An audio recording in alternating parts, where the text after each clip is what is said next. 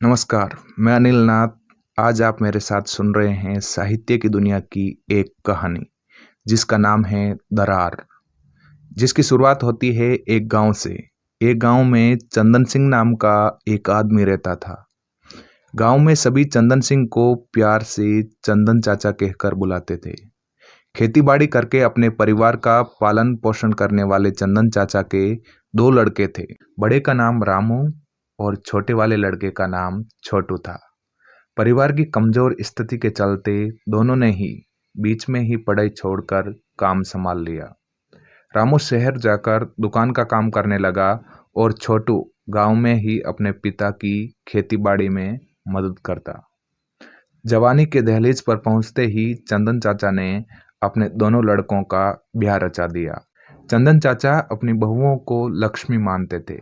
उनका कहना था कि बहुएं खेती का काम नहीं कर पाती है तो कोई बात नहीं, औरतें केवल घर का काम ही संभाल लें तो अपने आप में बड़ी बात है।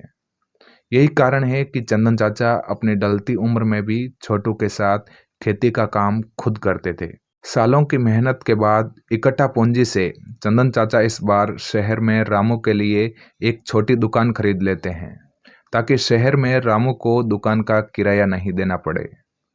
अब खेती व खुद की दुकान के चलते चंदन चाचा के दिन बदलने लगे और परिवार की स्थिति भी सुधरने लगी। एक समय झोंपड़ी में रहकर गुजर बसर करने वाले चंदन चाचा के पास अब एक बड़ा घर और ट्रैक्टर हो गए। धीरे धीरे वक्त बीता और एक दिन चंदन चाचा भी इस दुनिया को छोड़कर चले गए। चंदन चाचा के जाने के बाद कुछ समय तक तो परिवार में ठीक ठाक चलता रहा, लेकिन बाद में संपत्ति और कमाई को लेकर भाइयों के बीच दरार बढ़ने लगी। एक दिन बात तू मैं से हाथापाई तक पहुंच गई। अब रोज का झगड़ा भला किसे सुहाए। आखिरकार राड़ के आगे बाढ़ करने की ठानी गई और संपत्ति का बंटवारा करने का निश्चय हुआ। मगर यह सब इतना आसान कहाँ। उड़ते पंछी के पर गिनने जैसा होता है बंटवारा। यहाँ तलवार के लिए कम और सुई के लिए अधिक पंगा होता है। रामू और छोटू के बीच जमीन और मकान का बंटवारा तो आराम से हो गया, लेकिन दोनों के बीच शहर वाली अपनी दुकान और ट्रैक्टर को लेकर पेंच फंस गया। इतने दिन पिता के साथ खेती का काम करने वाले छोटू ने अधिक लाभ की बात सोचकर शहर वाली दुकान अपने पास रखने का बोला, जबकि सालों से शहर में दुकान का काम कर रहे रामू को छोटू ने ट्रैक्टर आदि रखने की बात कही। छोटू इसके अलावा अन्य किसी भी प्रकार के बंटवारे के लिए तैयार नहीं था, जबकि रामू बेमेल बंटवारे के तरीके से खुश नहीं था। फिर भी विवाद तो उन्हें मिल बैठ कर ही सुलझाना था। सो रामू ने छोटू को खूब समझाया और कहा कि तुम शुरू से ही खेती का और मैं दुकान का काम कर रहा हूँ। यदि तुम अपने पास ट्रैक्टर और मैं दुकान रखूं तो इसमें हम दोनों को ही फायदा है। मगर इतनी आसानी से विवाद कहाँ हल होने वाला था। छोटू को शहर की चमक दमक की चाह में ट्रैक्टर की बजाय दुकान चाहिए थी, जबकि बड़ा भाई रामू भाइयों के काम के अनुसार दुकान में ट्रैक्टर का बंटवारा करने के पक्ष में था। भाइयों के बीच आपसी समझाइश के जरिए समाधान निकालने की पहली कोशिश बुरी तरह विफल रही। रामू और छोटू के बीच झगड़े की बात अब आस पड़ोस में फैलने लगी। गांव के नुक्कड़ों पर इसकी चर्चाएं होने लगी। ये पहला मौका था जब चंदन चाचा के घर का झगड़ा गांव में लोगों के कानों तक पहुंचा हो। अब चंदन चाचा तो नहीं हैं, लेकिन उनके घर का विवाद सरेआम बिखरा देख एक दिन चंदन चाचा के पुराने जिगरी यार जगराम दादा वहां आए और चंदन चाचा के दोनों लड़कों को समझाया। कड़ी मेहनत के बाद मामला सुलझता हुआ नहीं देख जगराम दादा ने रामू को बड़ा भाई होने के नाते और समझाया।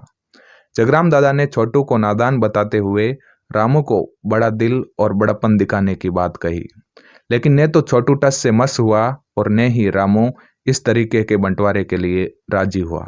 आखिर में पानी सिर से ऊपर जाता हुआ देख जगराम दादा भी आग बबूला हो गए। साथ ही जाते जाते उनका दर्द भी छलक आया और बोल पड़े, अभी तक तो सारा घर का मामला था, लेकिन अब चंदन चाचा की वर्षों की कमाई इज्जत के साथ तुम बीच बाजार में खेलने का काम कर रहे हो। दोनों नाकाम प्रयासों के बाद अब छोटू और रामू के पास आखिरी विकल्प बचा। दोनों ने अपने मनपसंद के रिश्तेदार वे आदमी बुलाए। यानी एक तरह से पंचों की पंचायत बुलाई गई।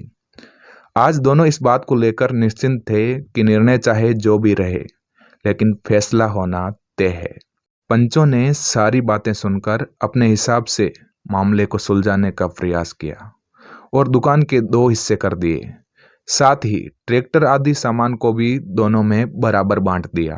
दोनों को ट्रैक्टर आदि सामान का 2 भागों में बंटवारा तो रास आ गया, मगर रामू व छोटू की नज़र तो शहर वाली दुकान पर थी, जिसे पाने के लिए दोनों लालायित थे। लाखों की कीमत वाली छोटी सी दुकान के 2 हिस्से करना दोनों को ही पसंद नहीं आया।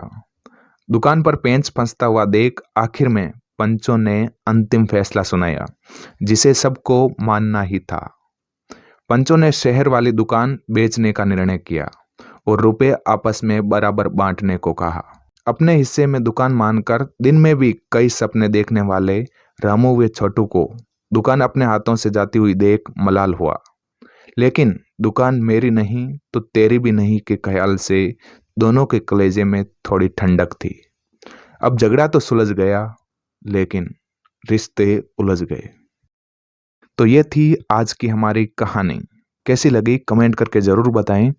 वीडियो को लाइक करें, शेयर करें और हमारे चैनल को सब्सक्राइब कर घंटी ज़रूर बजाएं। धन्यवाद।